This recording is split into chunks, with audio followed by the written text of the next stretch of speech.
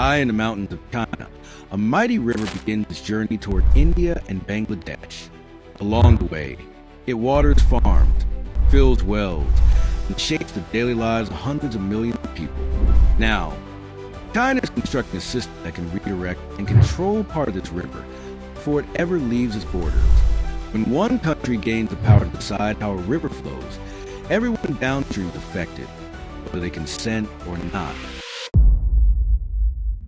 The Himalayan river China wants to rewire. High in the Tibet's mountains, there's a river that drops so sharply it carves one of the deepest canyons on Earth. This is the Yarlung Tsongpa.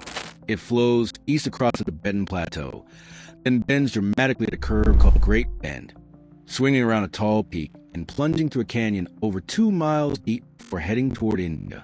Over roughly 30 miles, the water drops about 6,500 feet, turning gravity into raw speed and power. Once it leaves Tibet, the river gets new names. In India, it's the Brahmaputra, and in Bangladesh, it becomes the Jamuna. From its Himalayan source to the Bay of Bengal, it travels nearly 2,000 miles, flowing through regions home to hundreds of millions of people. Recent estimates suggest the Brahmaputra system supports around 130 million people in India and about 160 million in Bangladesh, considering all the ways it sustains farming, energy, and daily life. The story doesn't end with just this river. The Tibetan Plateau, often called the Water Tower of Asia, is a high, icy expanse that feeds many of Asia's major rivers. The Mekong, Yangtze, Yellow, Indus, Ganges, Brahmaputra, and others all start here. Snow and ice accumulate on the plateau, then slowly release water down the slopes, supplying fresh water to over 1 billion people across multiple countries. This means the stretch where the Yarlung Tsongpa twists and drops is not just a scenic feature. It's a critical part of a larger system moving water across an entire continent. The canyon itself stretches for hundreds of miles, some sections more than 16,000 feet deep from rim to river. The torrent racing through that narrow passage has long attracted Chinese planners. Hydropower maps in Beijing have labeled this spot the crown jewel of untapped energy, due to the river's extreme drop in such a short distance. Now, that idea is becoming reality. China has begun constructing what it claims to be the world's largest hydropower project in this canyon, near the Indian border. The project, known as the Medog or Matua Hydropower Station, is named after the county it sits in. It's planned as a chain of 5 linked power stations along the lower Yarlung Tsongpa, which Chinese officials have called the Project of the Century. Construction officially began in July 2025, after approval was granted in late 2024. The scale is enormous. The full system is designed for about 60 gigawatts of installed capacity, roughly 3 times the power of the Three Gorges Dam. Official estimates say it could generate around 300 billion kilowatt hours annually, equal to the yearly electricity use of a large European nation. The project is expected to cost about 1.2 trillion yuan, or around $170 billion, making it far pricier than many famous megaprojects, including the Three Gorges. The dam chain is designed to capture the river where it drops 6,500 feet over 30 miles.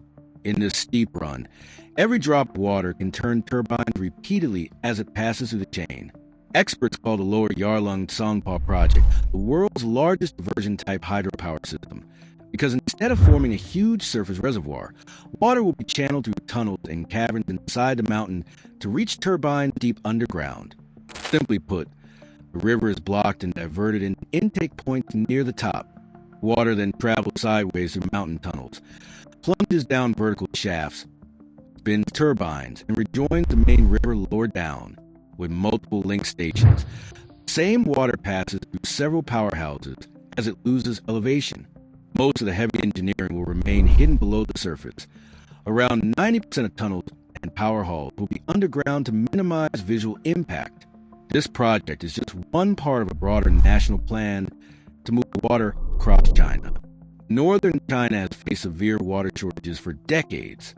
Cities like Beijing and Tianjin, along with the North China Plains farming areas, use more water than local rivers and aquifers can supply.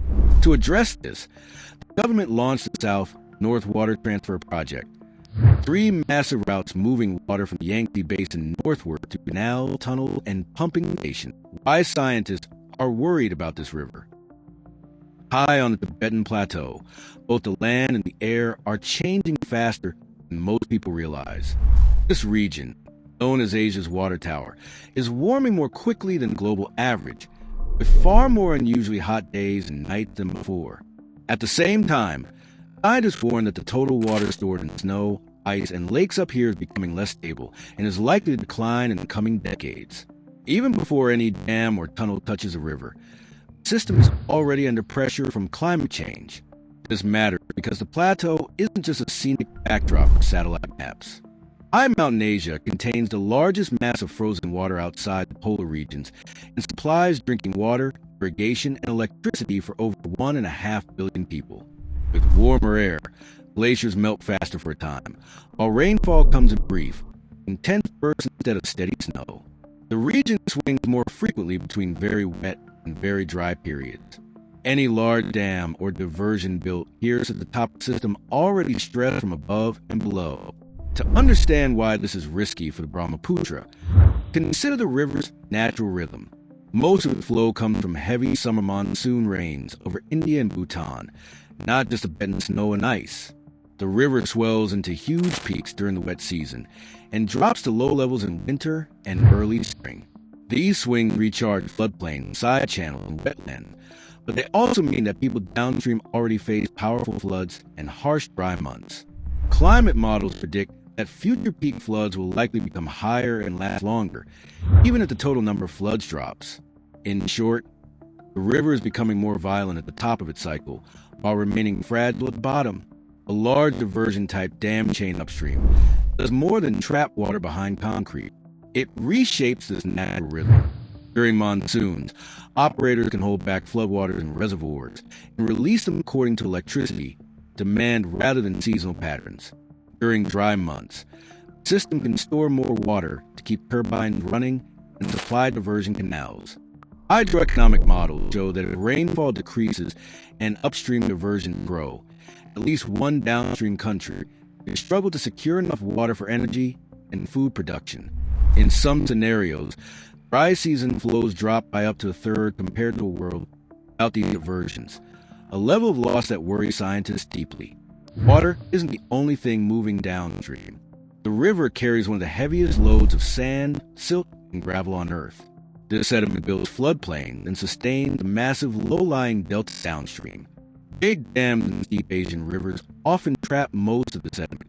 When that happens, the water flowing downstream is clearer and more hungry, eroding riverbeds and banks instead of depositing soil. Over decades, this can destabilize channels and starve deltas of silt needed to stay above rising seas. The steep canyons above the Brahmaputra also have a history of landslides and sudden floods. A notable example is the giant Egong landslide in 2000. Satellite and field studies show that over 100 million cubic yards of rock and ice fell into a tributary, blocking the river. A temporary lake formed around 2 billion cubic yards of water, and 2 months later, burst. Downstream, a bridge 10.5 miles away saw a peak flow of roughly 4,200,000 cubic feet per second, the river rising over 100 feet above the deck. The flood stripped the valley floor, moved boulders the size of houses, and left high when the switch upstream hits India and Bangladesh. In India, the Brahmaputra is more than just a river. It's a lifeline for communities and a backbone for food security. Farming in the basin relies heavily on its waters. River-based work contributes significantly to the local economy, and the river supplies water for homes, small businesses, boats, wetlands, and wildlife for roughly 68 million people across the countries it passes through. In Bangladesh, the river supports around 2.1 million people in farming and fishing and serves as the main transport route for remote villages and river islands that have no easy road access. Ferries on the Brahmaputra remain the primary way families reach markets, schools, and clinics. The impact of upstream changes is most obvious on the river islands. Take Majuli in Assam, for example, the world's largest inhabited river island. Nestled between branches of the Brahmaputra, Majuli has long been a hub of culture and religion. hosting dozens of monasteries, festivals, and traditional crafts, along with wetlands that attract migratory birds from faraway regions. When upstream water becomes unpredictable due to diversions, these places feel it first. If dry season flows drop, because water is stored or redirected upstream, shallow channels around the islands can turn into mudflats, forcing small boats to carefully navigate narrow stretches of water. This makes it harder to transport crops to markets or get children to school. During the wet season, if operators release water in sudden bursts to clear reservoirs or meet electricity demand, the river still rises and falls, but in sharper, more extreme swings. Locals already complain that other big dams in the Brahmaputra system have caused unannounced water surges, destroying fish cages, damaging sandbar farms, and forcing emergency evacuations. The timing of water flow matters just as much as the total volume. In Assam, many farmers plant a second winter crop that depends on water from canals and small lift pumps during low-flow months. If upstream diversions reduce water levels, pumps in gravity-fed canals may not work properly. The effects aren't always dramatic.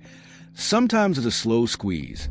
Villages must deepen wells, spend more on fuel to lift water, or leave farmland fallow because irrigation costs become too high. Further downstream, in Bangladesh, dry season shortages hit even harder. The giant delta where the Ganges, Brahmaputra, and Meghna meet is already under pressure from rising sea levels and slowly sinking land. Studies show a clear pattern. As sea level rises and river flow drops in dry months, salt water pushes farther inland, seeping into ponds and shallow wells, damaging rice fields, and forcing some villages to switch from rice to salt-tolerant crops or shrimp ponds. Large upstream dams and diversions intensify the salt front, adding another layer of stress. Fish are affected too. The Brahmaputra and its branches host many species that migrate seasonally, using floodplain channels and wetlands as nurseries and feeding grounds. Scientists warn that smoothing out floods in some years and creating sharp surges in others confuses the signals fish rely on to spawn and move. In Bangladesh and across the Ganges Brahmaputra Meghna system, over 1 million farming households and tens of thousands of fishing families depend directly on these waters.